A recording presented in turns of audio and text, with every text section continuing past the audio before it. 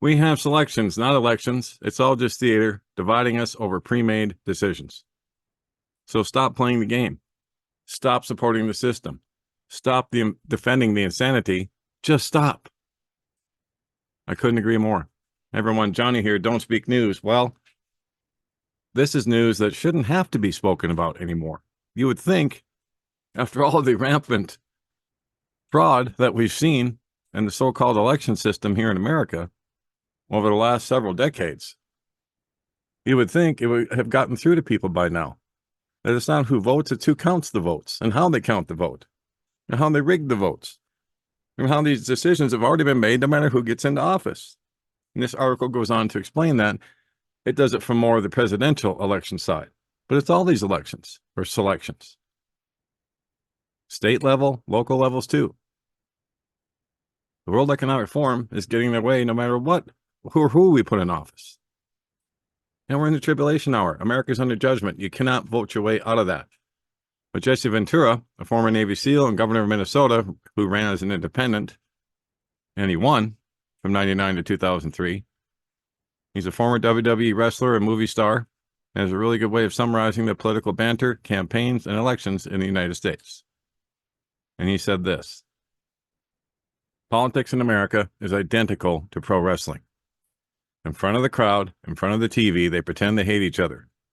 They pretend like they're big adversaries, and that's the sell job they do to us, the citizens. Just like pro wrestling, my job was to go out and piss everybody off so bad, they'd pay their hard-earned money to go out and see me get my butt kicked. Well, the point is, we're all friends in the locker room. We all work together. It's entertainment. Yeah, it is. It's just pure entertainment. We put on a show, and this is no different. They're putting on a show because behind the scenes, they're all friends. Yep. They go out to dinner together and cut their deals together. It's a show.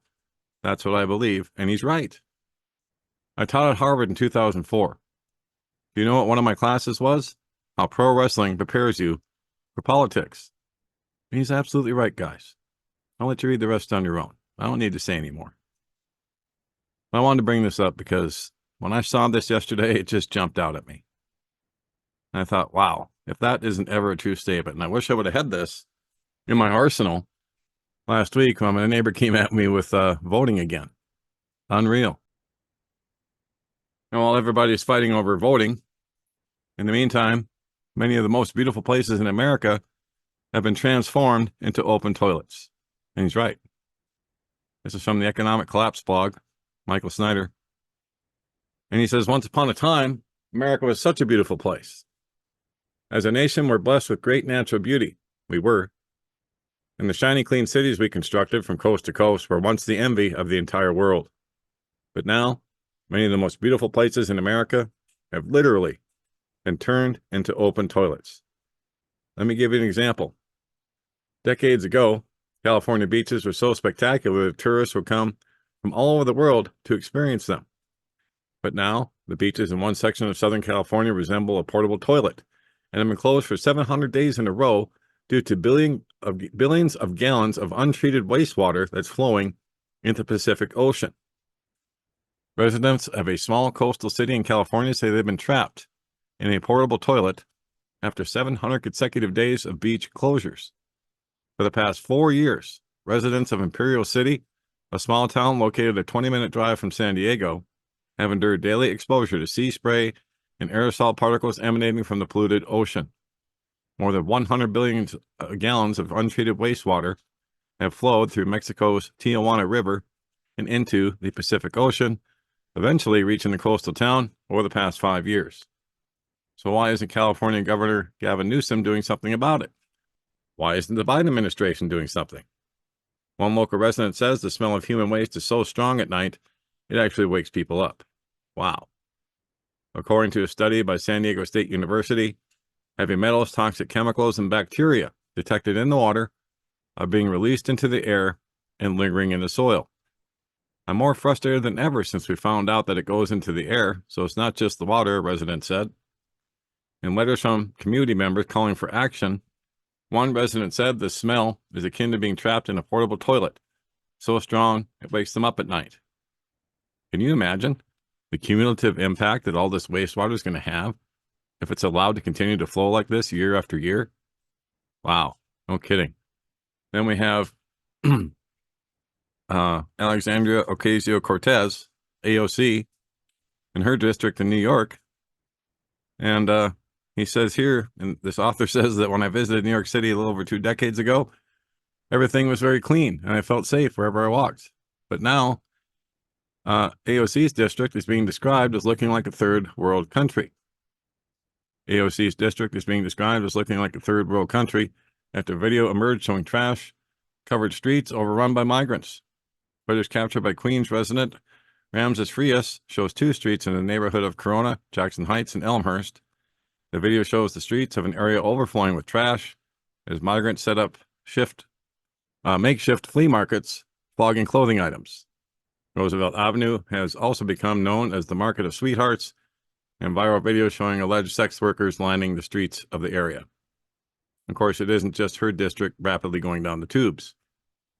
In a $15 million lawsuit that was recently filed, it is alleged that one Burger King in a location in the Big Apple has been transformed into an open-air drug bazaar.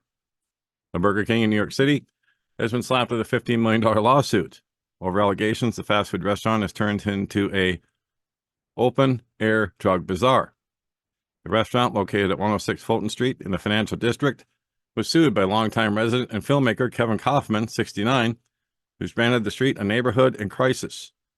According to the lawsuit obtained by the New York Post, Kaufman targeted that location and Burger King's corporate office, accusing them of violating the state's private nuisance law. Lawlessness is common at the site, with pictures of drug users and videos of fights posted online.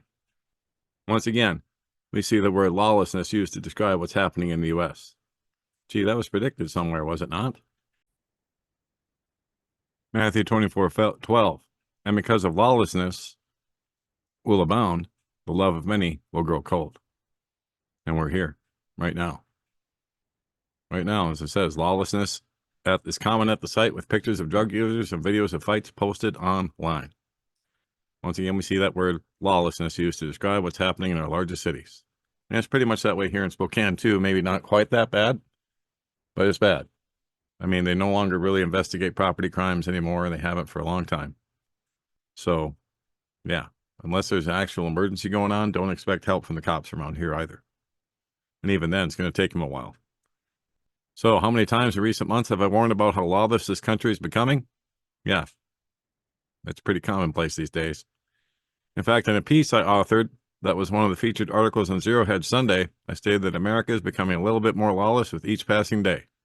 In Oakland, crime has gotten so bad that some business owners are openly threatening not to pay taxes. And rightfully so. They're not getting any protection. They're not getting any benefit from doing so. So a growing group of business owners in the Bay Area are declaring they're no longer going to want to pay taxes after a slew of robberies and thefts make them feel like the city wasn't doing enough to protect them. Businesses in Oakland, California have faced theft and attacks in recent months, and we're scared for our lives, said Sybil's pizza manager, Nestor Sanchez. During the past several years, thousands upon thousands of businesses have either left our major cities or shut down for good. In some cases, entire city blocks have been boarded up.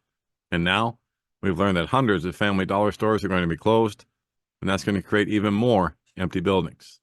Yes, I'll let you read the rest on your own. There's not much left, but even the dollar stores are closing, guys. Even the dollar stores are failing. And yet the mainstream media wants to gaslight us and tell us that everything's fine.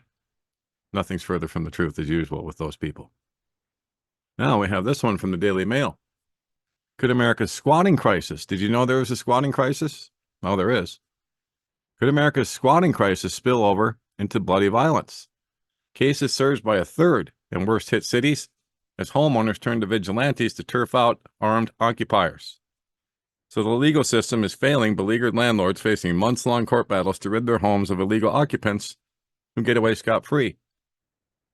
Incidents have surged as online listings and virtual estate agents make it easier for squatters to identify and enter unoccupied properties unchallenged. Left with little alternative, desperate families are now enlisting vigilante squatter hunters, but experts are warning these tactics could spark bloodshed. Yes, it probably will. As things become worse and worse, as we just said.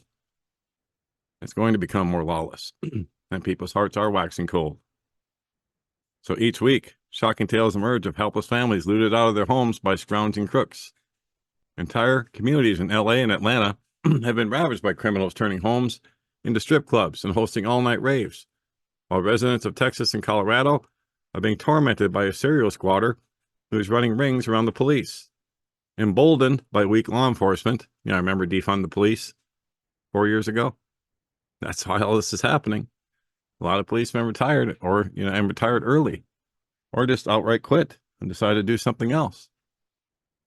So we have weak law enforcement, and this unruly behavior becomes more brazen by the day.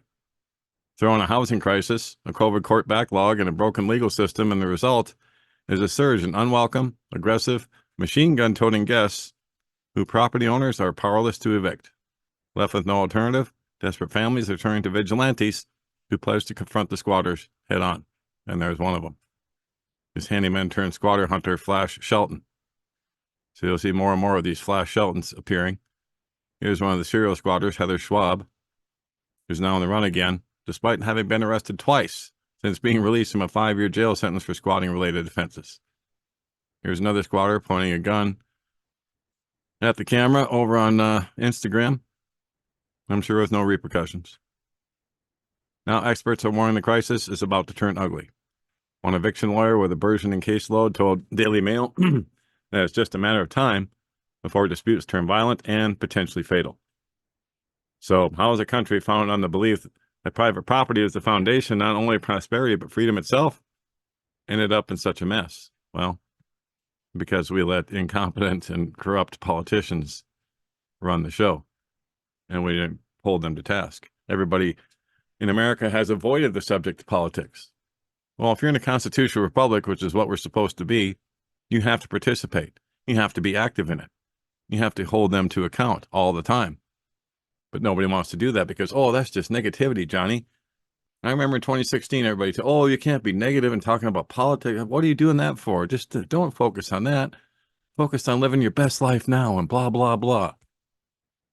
Yeah, look at how far that got you now. Avoiding reality and avoiding and talking about the things that they were doing to us has put us in this mess. So all this power positivity thinking, all it does is teach you how to avoid reality. That's all it does.